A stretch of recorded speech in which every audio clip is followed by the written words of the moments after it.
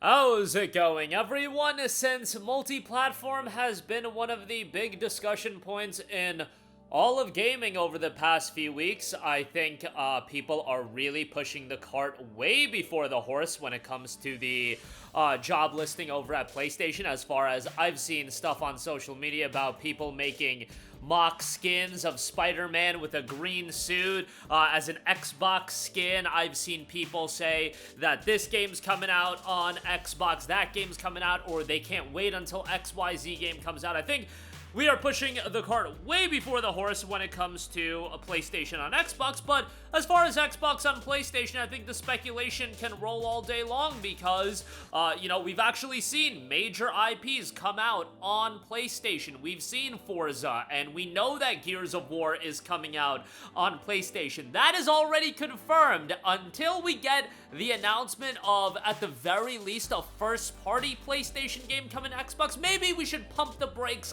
a little bit, and I said that as much. It's an insane story to cover, but I just think people are jumping to conclusions a little bit too much when it comes to thinking the Tsushimas, the Spider-Mans, the God of Wars are all of a sudden coming to Xbox. But we'll speculate all day long about Xbox, and a recent report from MP First uses resumes that note that State of Decay 3 and Gears of War EDay will launch on PlayStation 5. Gears EDay is the big one, and they've uncovered a resume for a game designer working on Gears EDay with the note that the game will launch on Xbox Series, PC, and PlayStation 5. The big caveat with some of these games have been whether or not they're going to be a day one game.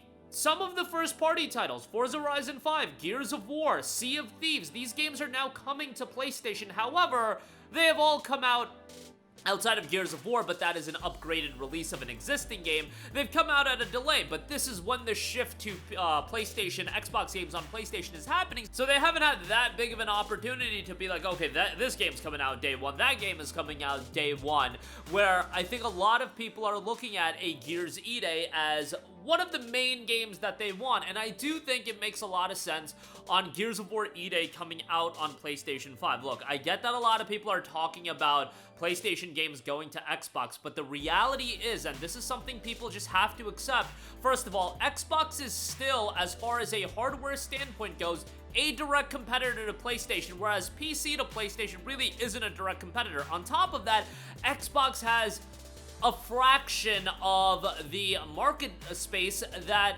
PlayStation right now has. So it's much more advantageous for Xbox to release their games on PlayStation than vice versa. You have to weigh the pros and the cons. The pro is, well, you get to generate all of this revenue off of your competitor's platform, and you can do that by releasing a Forza, a Gears on PlayStation.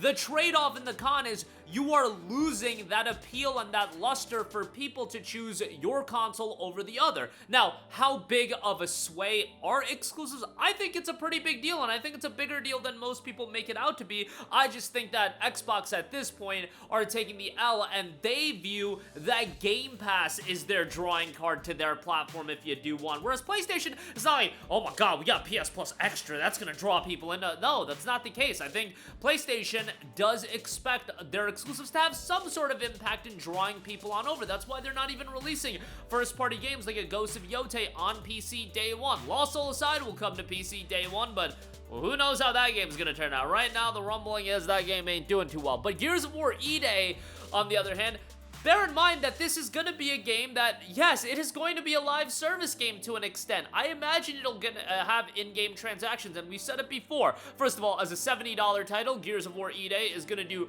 very, very well from a sales standpoint. They're going to be making money hand over fist. If the Forza Horizon 5 numbers are anything to go by, Gears EDay is going to sell incredibly, incredibly well on PlayStation. And on top of that, we've always said that a live service game's biggest equity is the number of players that they have invested into the experience. That means money you can make off of them passively. That's why Helldivers 2 is coming to Xbox, and Helldivers 2 makes a lot of sense to go on Xbox because, first of all, I think that game will resonate with a lot of the Xbox community, but on top of that, if people get invested that are on Xbox, that's an opportunity for you to make even more money passively on a live service game, whereas God of War, yeah, porting that to Xbox, you'll make a little bit of money in a vacuum, but how much money are you gonna make, and is it enough to offset the value loss, especially when you're talking about these games coming to Xbox day one? I just don't think that is ever gonna happen.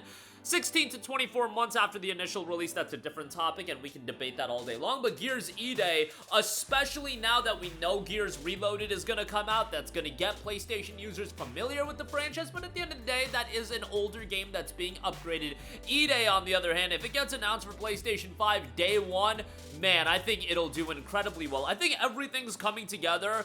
If Gears EDay is a quality game, for Gears to really take back its mantle as one of the premier franchises in all of gaming, I think everybody wants Dom and Marcus to come back. I think everybody wants some major push for Gears, and dropping that on PlayStation will almost rejuvenate the franchise. You're going back to the drawing board with Dom and Marcus. You're releasing the game on a brand new platform for the first time with a new game. Again, Reloaded is coming out, but as far as a new game goes, it's gonna be on PC as well. It's all coming together for this game to be a slam dunk home run, as long as it's a good game. It always comes down to, is it a good game? But I think as far as the promotional aspects go, the excitement level is gonna go, I think people are gonna rally behind this game all day long, and I think it's gonna be one of the biggest game releases of 2026, bar none. Literally across all of 2026, if they can deliver on this game, if it's gonna be on PlayStation 5 day one, it is going to be a juggernaut of a release. And you know, I just hope for the best out of the Xbox IPs. Halo has been cooked for so long, but I want Halo to be revitalized. And Gears, this is their opportunity to really revitalize Gears. And it's not like Gears is dead. Gears 5 did fine, whatever, but Gears at its heyday, I'm talking 2008 with Gears of War 2, that was one of the biggest game releases of that year, and I just don't feel like Gears has that cachet, and I don't know if it would ever get that cachet if it was only on Xbox. The PC release helps, and I think the PlayStation 5 release will really help, especially because that novelty has not worn off yet. Gears Reloaded is going to be great, and I think it's going to sell very well, but at the end of the day, Gears EDay being a brand new Gears game that's going to be on PlayStation, and if it's day one, that novelty is going to be there, where the shock factor is still there to an extent of people being like, my god, Gears day one on PlayStation, a big new game, a 2026 title. I think a lot of people are just going to gravitate to it on that. Now, ultimately, we'll see how the multiplayer is done. We'll see how the live service elements are implemented in it, and there's a lot of mystery around. I mean, we haven't even seen gameplay of the game yet. Hopefully, we'll get that soon, and we can set it up for a big 2026 release. State of Decay 3 is another game, man, that people have been waiting on for so long, and it looks like that'll be coming to PlayStation 5 as well. I don't see that as big of a release as Gears EDay, but it's still an incredibly notable release, and again, there's a little bit of bias to Gears. I grew up playing Gears 2 and 3, so obviously I'm going to be much more excited for that, as I think a lot of other people. And Gears is an IP that, again, is so emblematic with Microsoft, where State of Decay really isn't.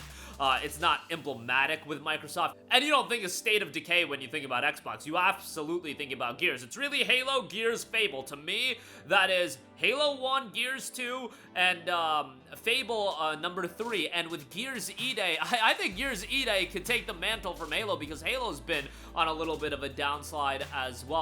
And Gears has on top of that, but I think the pieces are in place for Gears EDay to be that big Gears game that'll harken back to the days of the late 2000s, where Gears was again, a juggernaut of a franchise. You know, after Judgment, after Gears 4, lost a lot of luster, and I think a lot of that also has to do with the Xbox One was just cooked, that on top of the game quality not being as strong as Gears 2 and 3, you're talking about selling to a smaller user base. That's just naturally what's gonna happen. But with EDay, you're bringing back those iconic characters, you're releasing it on PC day one and another platform, hopefully as on PlayStation 5, and I think all the potential is there. And State of Decay 3, we just need to hear more about that. We need to get a release window on deck, and I think that could be big. Waiting to hear more on Clockwork Revolution, Fable. Hopefully all of those games will end up being on PlayStation day one as well. But that's gonna do it for me. Let me know all of your thoughts in the comment section down below. As always, sound off there. Thank you for watching, and goodbye.